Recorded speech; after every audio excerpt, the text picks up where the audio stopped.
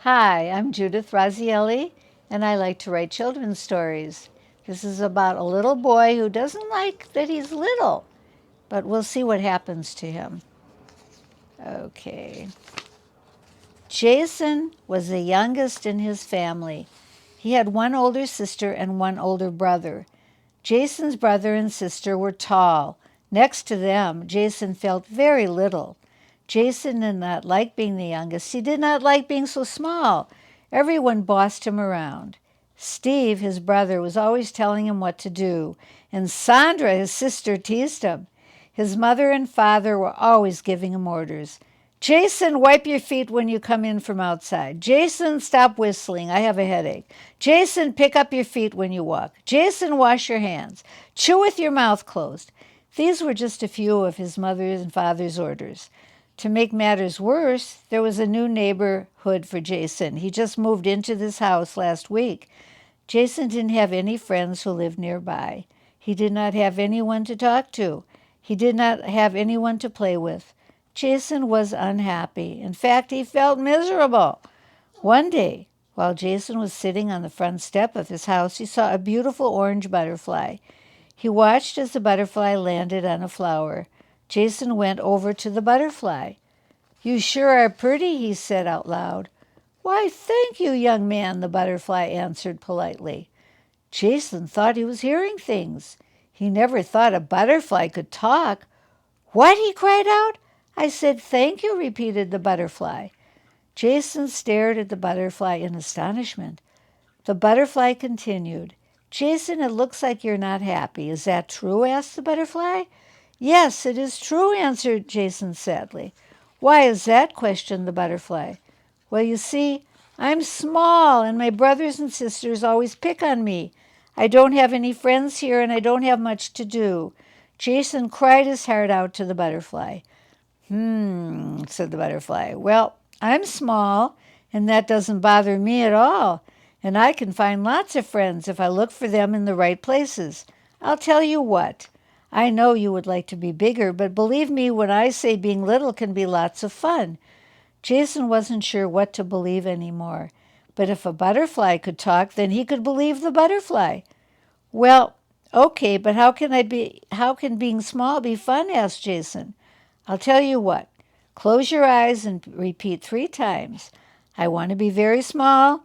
I promise you will have a good time." Jason wasn't sure if he should do what the butterfly said. He thought about it and then decided to follow the butterfly's instructions. He took a deep breath, closed his eyes, and said, "I want to be very small. I want to be very small. I want to be very small." Whoosh! He heard a sound. When he opened his eyes, the butterfly was still there, but this time the butterfly appeared very big. Jason looked at his house. It was enormous. Jason had shrunk. He was now very, very little. Jason looked at the butterfly. "Jason, what will happen to me now?" questioned Jason. "Climb on my back," answered the butterfly. "We'll fly by the grass in the park and introduce you to some of my friends." Jason climbed up on the butterfly's back. Up, up, up, they soared. Jason felt the breeze in his hair. He was very excited but too scared to look down. "Hold on tight," instructed the butterfly. Jason held on very tight. Soon they came to some tall grass. The butterfly landed gently. "Let me introduce you to my friend, Mrs. Cynthia Spider," said the butterfly. Jason looked at the spider and all her hairy legs. He was frightened. "Don't be afraid of me, Jason," said the spider. "I am your friend. I will spin some silk for you and let you climb on my web." So right before Jason's eyes, Cynthia Spider went to work and spun a silken web. "Go ahead, you may play on it." Jason began to climb on the web. It was lots of fun. He slid down the silken thread. He climbed up and slid down over and over again. "Well, time to go," said the butterfly. "Let us visit Mr. Gregory Grasshopper." Jason waved goodbye to Cynthia. Cynthia waved back with her many legs. The butterfly brought Jason to Gregory Grasshopper. "Gregory," said the butterfly, "I want you to meet Jason. He's a fine boy." "Jason, meet Gregory." They nodded to each other and exchanged greetings. Would you like to go for a ride on me? Asked the grasshopper. I'm a great jumper. I sure would, Jason answered eagerly. So Jason mounted to Gregory and they bounced away. It was a bumpy ride, but Jason enjoyed it. It was more fun than riding a horse, but Jason felt a little tired after the ride. You look tired, said the butterfly. Then we shall visit my bee friends. They will give you some honey to eat. The honey will perk you up. Jason said goodbye to Gregory. Goodbye, answered Gregory. It was nice to meet you. Come again. The butterfly flew Jason over to a big cone-shaped house. It was the beehive. The bees were humming while they made their honey. It sounded like an orchestra.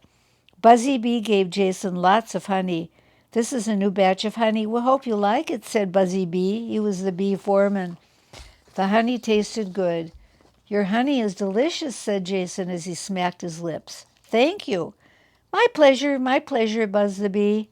I'll have more honey for you the next time you drop by. I must go back to my fellow bees. Enjoy your stay in grassland, he said as he flew back to supervise the other bees.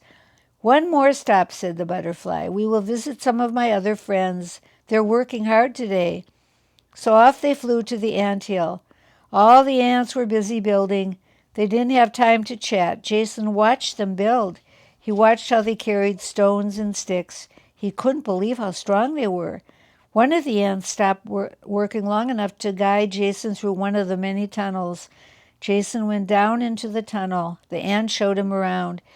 We are adding rooms for our new baby ants soon to hatch from the eggs, the ant explained to Jason. Jason was having such a good time, but it was getting late. He crawled out of the tunnel and into the sunlight.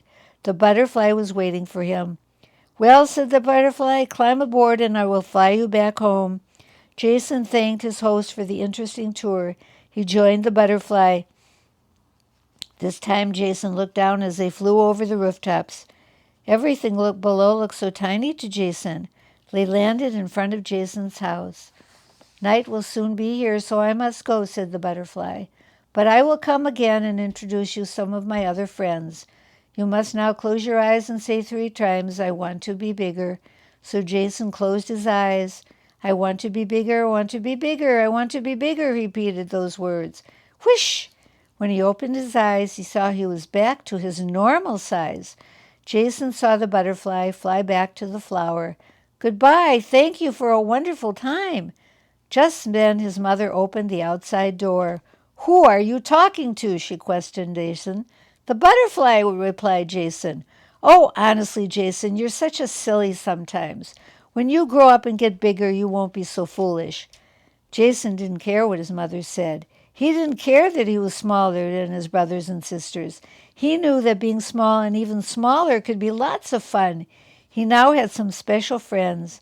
They would never tease him or boss him around just because he was little. He felt happy.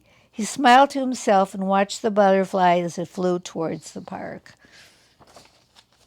I hope you enjoyed that story. So it doesn't matter if you're tall or small, there's always fun to be had.